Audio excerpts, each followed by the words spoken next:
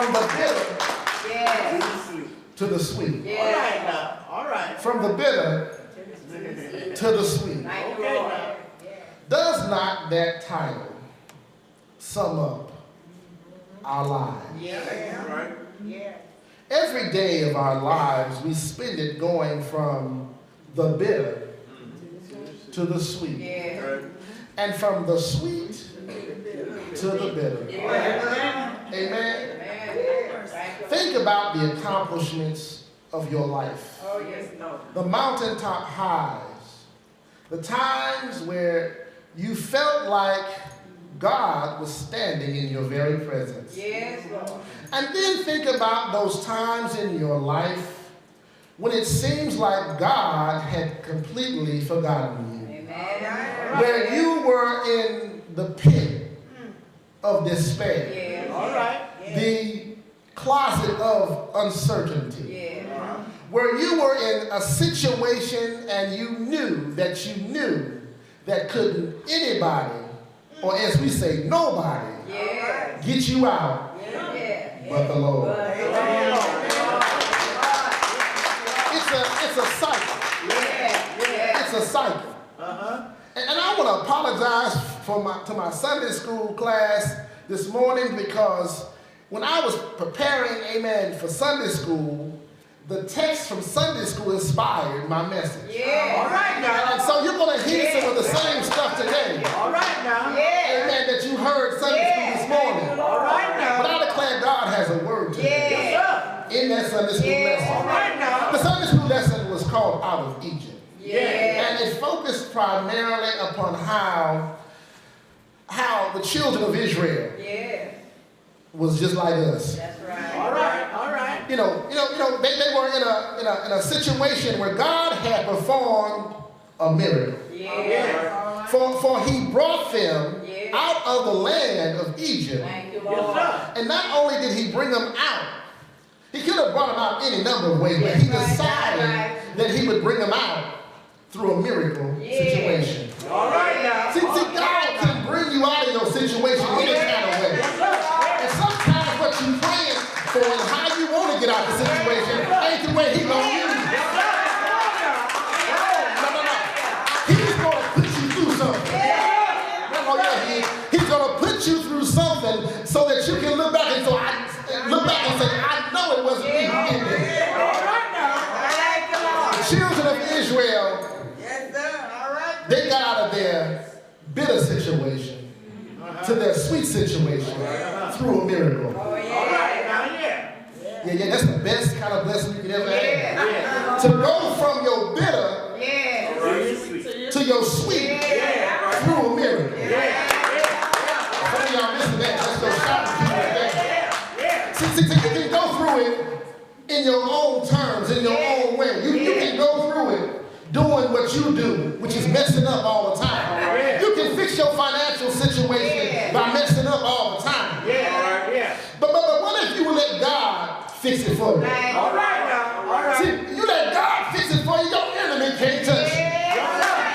See, if you try to fix it your way, if you try to go through the forest and through the woods instead of heading toward the sea, the enemy is going to catch up with you. For the enemy has chariots and horses, and he is able to speed. He has weapons to destroy you.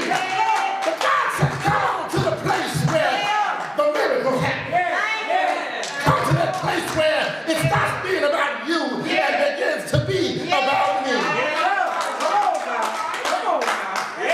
I'm getting ahead of myself. That's all right. You know the story. Yeah. You know the story. God split the Red Sea, Yes, sir. and he could have allowed them to walk on muddy water, and they would have been all right. As a matter of fact, our mind says that if they walk on muddy water, the chariots that follow and the horses would get mired in the mud and slow them down. But the Bible tells us that it was dry land. It was dry land. Because God says, I'm not thinking the way you think it. I'm going to take care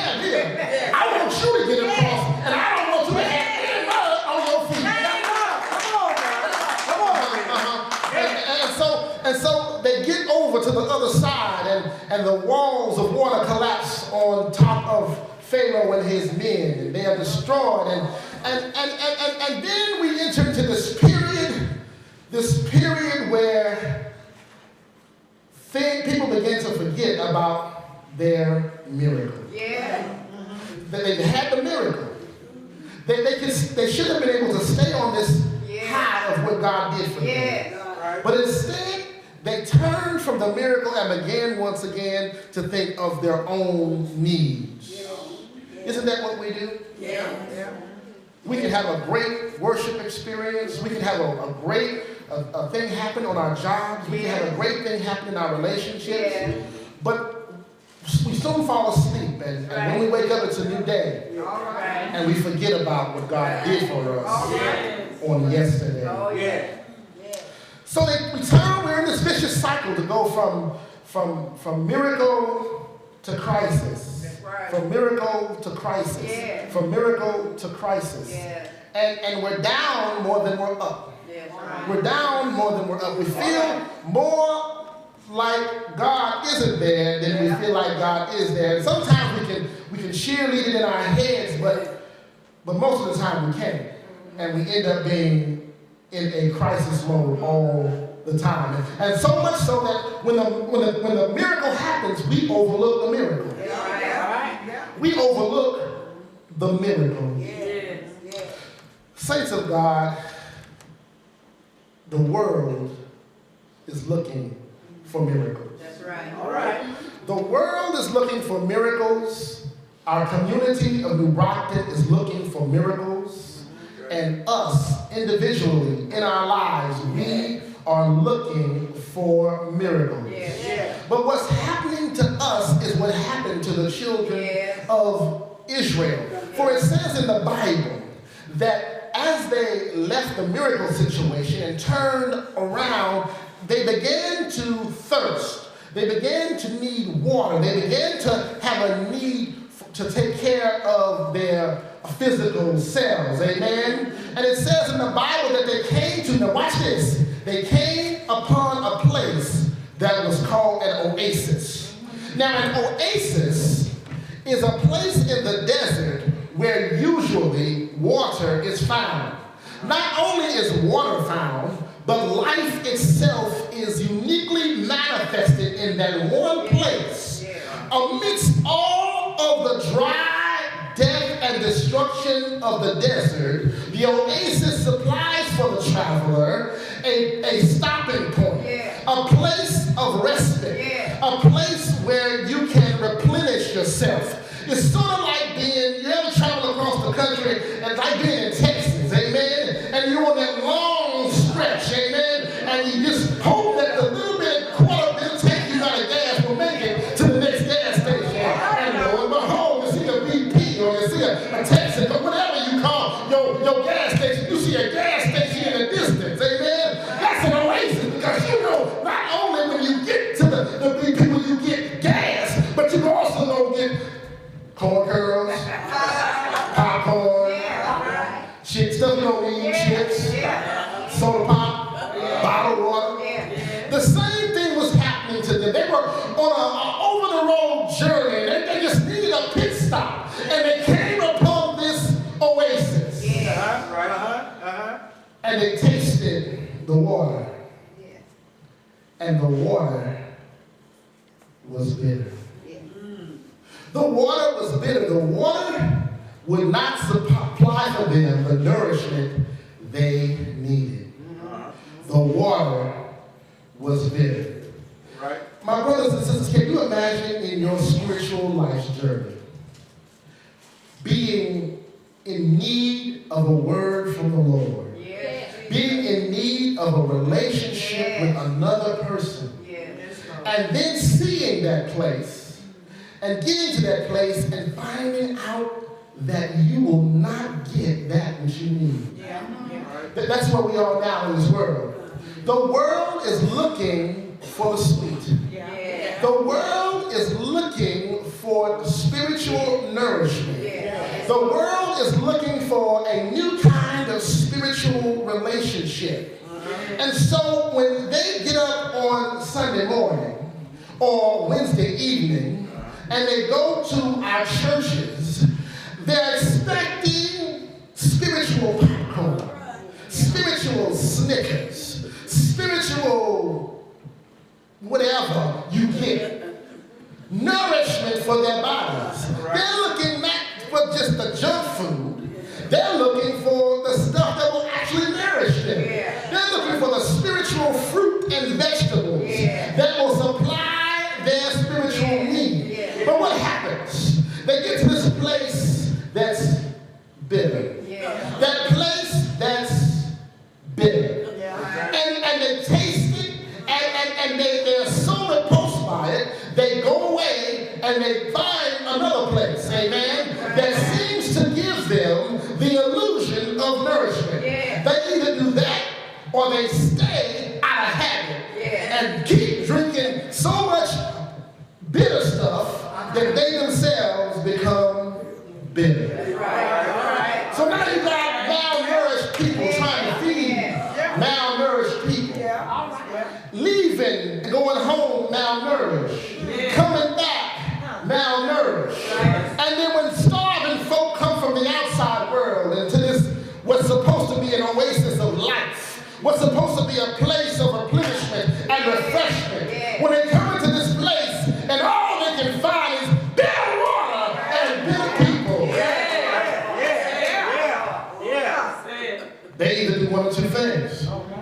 They either leave and go somewhere else to get the illusion of nourishment, or they find nourishment at another oasis station, or they end up staying and becoming bitter.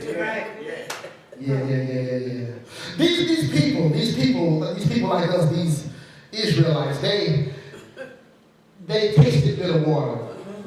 And Moses, amen, he went to the Lord about it, amen. Amen. The Lord said, look over that stick. Look at that piece of wood. It's an inanimate object. And it's just laying there, lifeless. But I brought you, amen, out of the land of Egypt. I surely can fix this situation. So take up that piece of wood and throw it over in the water. And so Moses did just that. He picked it up and he threw it in the water. And it says here in the Bible, amen, that after the folk had complained, that Moses had, because you know we complain. You know we don't complain. Because we bitter, amen. This show is nasty. I can't stand this stuff. But we keep on eating, don't we? I don't know why they make us do this. I don't know. Why Pastor do that? I don't know. Why sister so-and-so? I don't know. But you can still eat and come back every Sunday. Come back every Sunday. One thing us Christians we can do, we can come to church and complain. Amen? We ain't going nowhere. We keep on thinking like we're going, you ain't going nowhere. Amen. Keep on eating that old mess. But it says here in the Bible that he took the piece of wood and he threw it in the water and it made the water good to drink. He made the water good to drink. My brothers and sisters, this morning, we need some sweet wood. We need some sweet wood. And I'm not talking about just the church. I'm talking about our lives. We need God to show us some wood. And we need to take that wood and throw it in our spiritual water. We need to fix that poison food we've been getting and make it good to drink. We need to make it good so that our spiritual cells can go from bitter to sweet.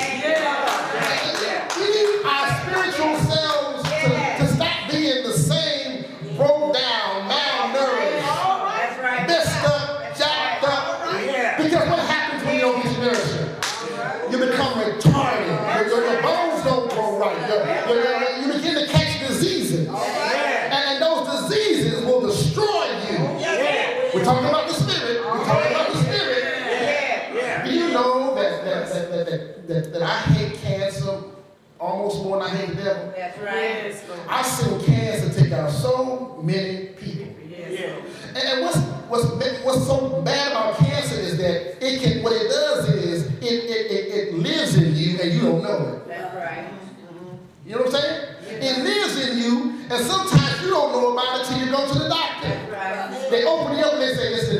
too far. And they close it up again and send you home. Don't you know the same thing happens with our spirit?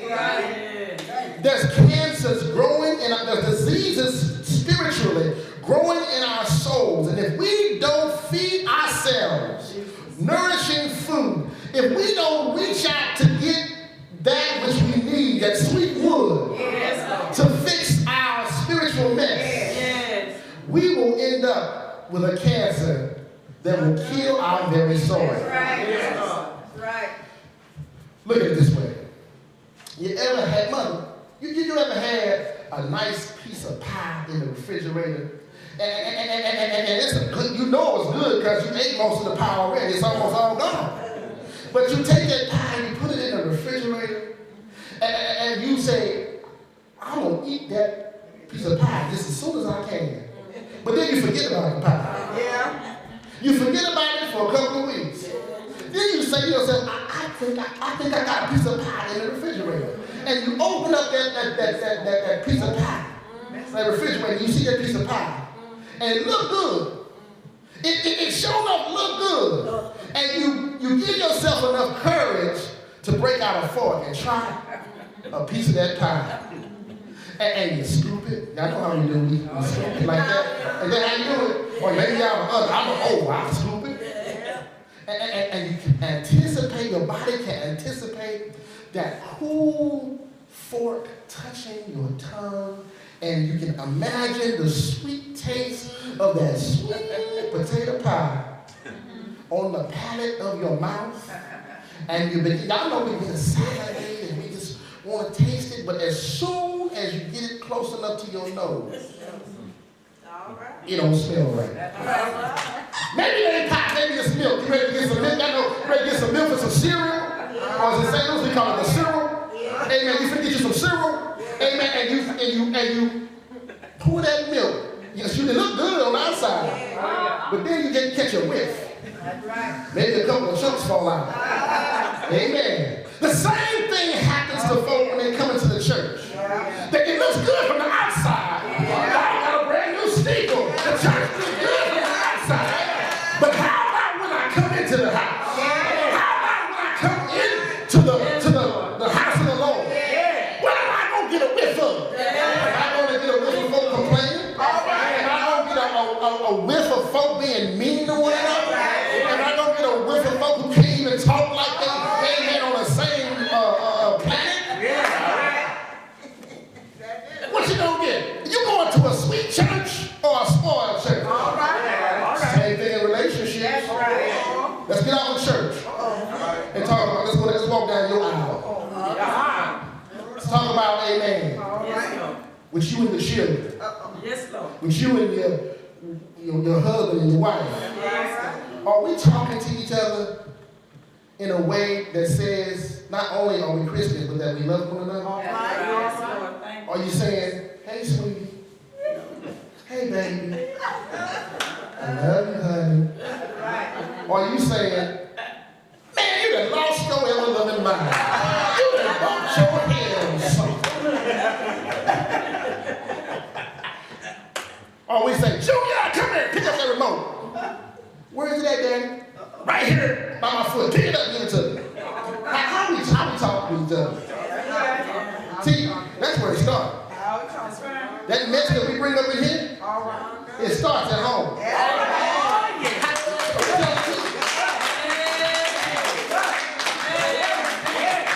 How do you treat the folk on the job? How you treat the folk on the job? We throw Christianity out the window when we get to the job. We act like ain't nobody ever there act like they going to church. That's right. Every one of them got a church home. That's right. Every one of them sitting on the deacon board, the steward board, and get on that job and cuss each other out. How we gonna move from the bitter to the sweet if we don't let the Holy Ghost take care of us? How we gonna move from the bitter to the sweet when we just play church on Sunday morning?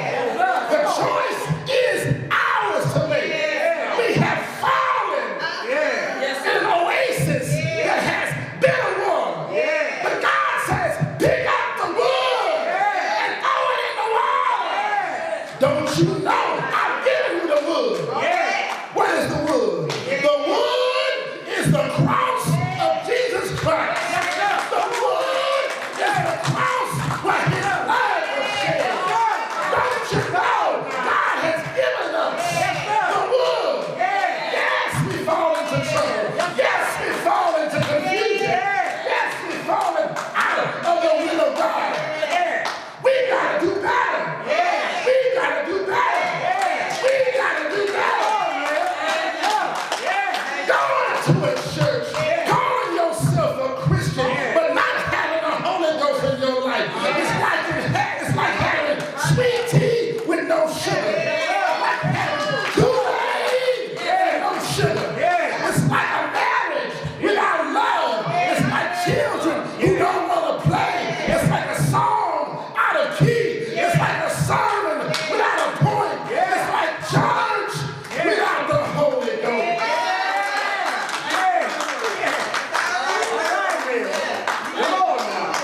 You may have been carried. You may have been broken.